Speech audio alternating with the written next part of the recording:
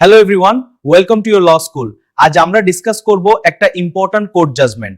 যদি আপনার প্রেমিকা আত্মহত্যা করে আর তার আগেই আপনি সম্পর্ক ভেঙে ফেলেন, তাহলে কি আপনি খুনি? আইন কি আপনাকে অপরাধী বানাবে? আজ আমরা এমন এক মামলার গল্প বলবো যেখানে প্রেম আছে, ধর্ম আছে, বিয়ে আছে, আর শেষে আছে একটি প্রশ্ন: ভাঙা সম্পর্ক কি আত্মহত্যার প্ররোচনা? 2025 সালের অক্টোবর মাসে 27 বছর বয়সী এক তরুণী আত্মহত্যা করলেন। কোনো চিঠি নেই, কোনো শেষ কথা নেই, কিন্তু মৃত্যুর পরই অভিযোগ উঠল এক ব্যক্তির বিরুদ্ধে। নাম নূর মোহাম্মদ। অভিযোগ কি? তিনি নাকি বলেছিলেন বিয়ে করতে হলে ধর্মান্তর হতেই হবে।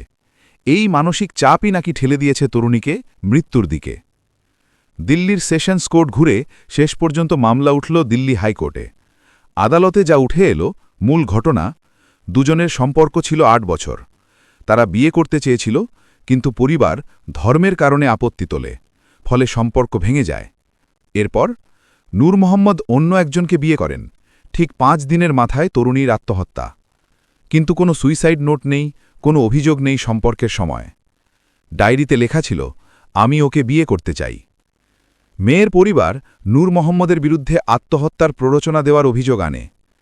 আইপিসি ধারা 306, যেটা বর্তমানে বিএনএস 108 ধারার অধীনে তাকে অভিযুক্ত করা হয়। আইন বলে, আত্মহত্যার প্ররোচনা তখনই হবে যখন অভিযুক্তের আচরণ এমন হবে যেখানে মৃত ব্যক্তির সামনে আত্মহত্যা ছাড়া আর কোনো পথ খোলা থাকবে না।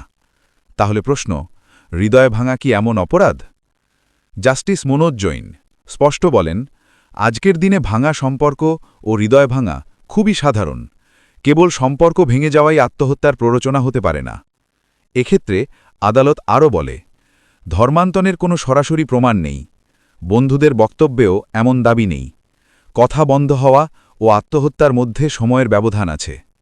সব দিক বিচার করে আদালত বলল, এটি একটি ভাঙা সম্পর্কের ঘটনা।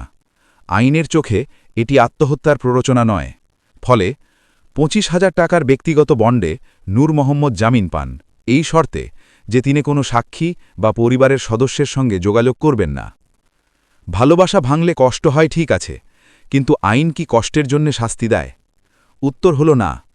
আইন দেখে চাপ ছিল কিনা, বাধ্য করা হয়েছিল কিনা, আর আত্মহত্যা ছাড়া সত্যি আর কোনো পথ ছিল কিনা, অর্থাৎ প্রকৃতপক্ষে আত্মহত্যার প্ররোচনা দেওয়া হয়েছিল কিনা। এটি একটি গুরুতর অপরাধ যা জামিনযোগ্য নয় এবং সেশনস কোর্টে বিচার হয়। সেক্ষেত্রে সর্বোচ্চ 10 বছরের কারাদণ্ড এবং জরিমানা। যদি শিশু বা নারীর ক্ষেত্রে হয়, তাহলে নারী ও শিশু নির্যাতন দমন আইনের অধীনে অতিরিক্ত শাস্তি যোগ হতে পারে, সেক্ষেত্রে মৃত্যুদণ্ড পর্যন্ত।